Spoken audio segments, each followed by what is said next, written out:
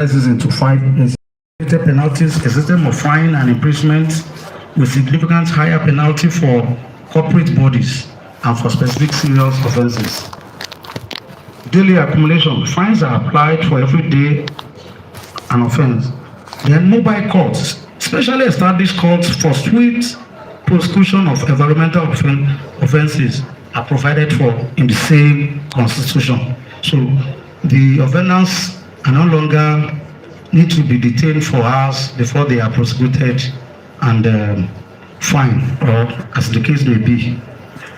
Personal liability. These companies, managers and directors can be personally fined or imprisoned for their company's violation. So this is backed up by what we call to unfail those who are behind the company. So to pierce the fail of the company. So those who are behind the company will be responsible for the non-compliance of the company.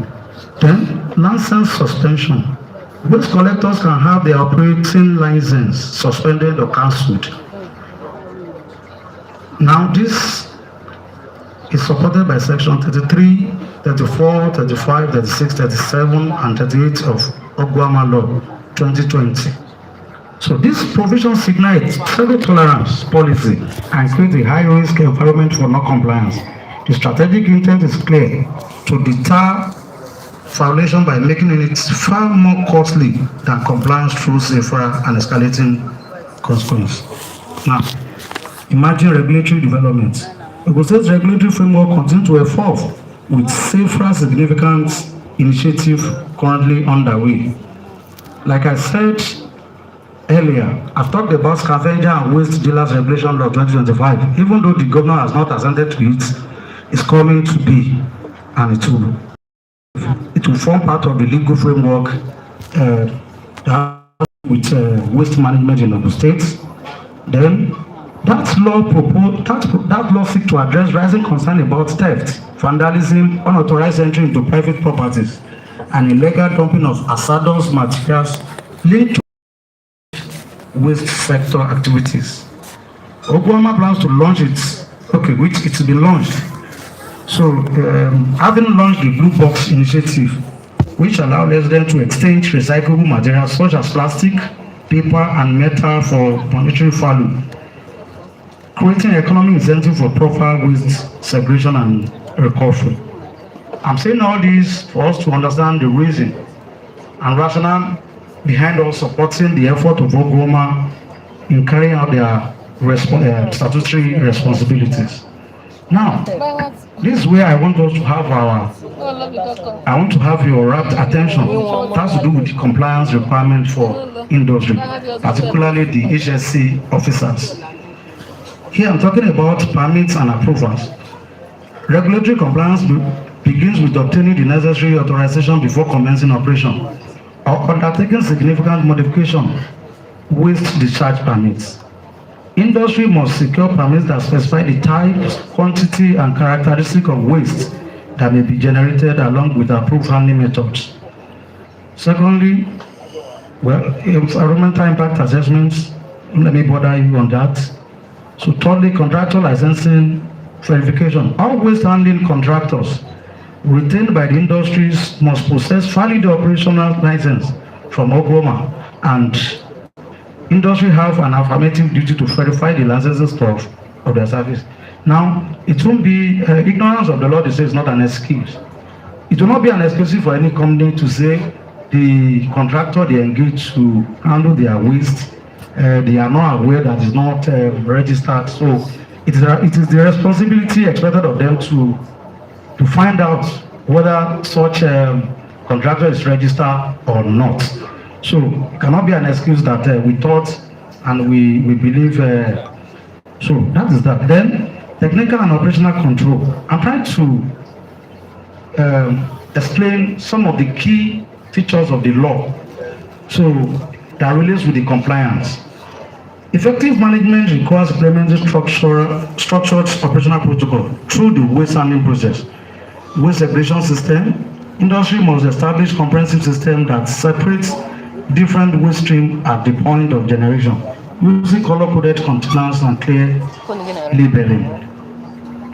Secondly, storage facility design. Storage facility must be designed to prevent environmental releases through impervious surfaces and containment structure and appropriate covering. Transportation specification. Vehicle must meet regulatory specification for waste haulage, including proper containment, signage, and routine requirements. Manifest tracking system. For hazardous waste, industry must implement a system that document the chain of custody. Yeah. So, the essence of all these I've been mentioning is that there are provisions of the law that must be complied with. Any breach or contravention of this law attracts fines. The laws are there and it's meant for us to be obeyed. And I want to let us understand this have to know that the cost of obeying the law is minimal than breaching or contravening it. We're still coming there. It will be a risk mitigation on the part of the company or the operators to obey the law than to contravene it and eventually pay higher costs in the cost of discharging their duty. So the law equally talks about the management system and documentation. So that can be seen section 25 downward of the. However, I think I want to take exception to this.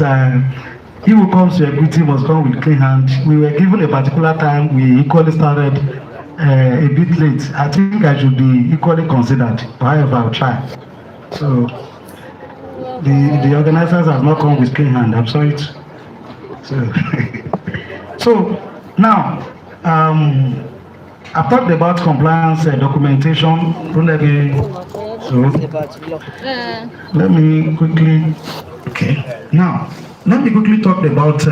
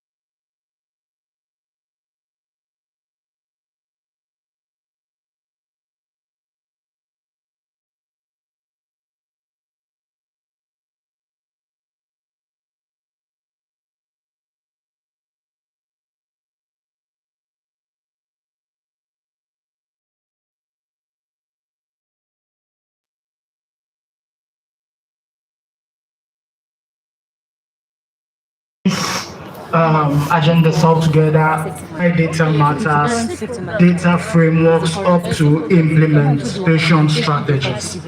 Next, please. Okay, so what we have here is a simple map showing the population of Ogun State as far back as 2021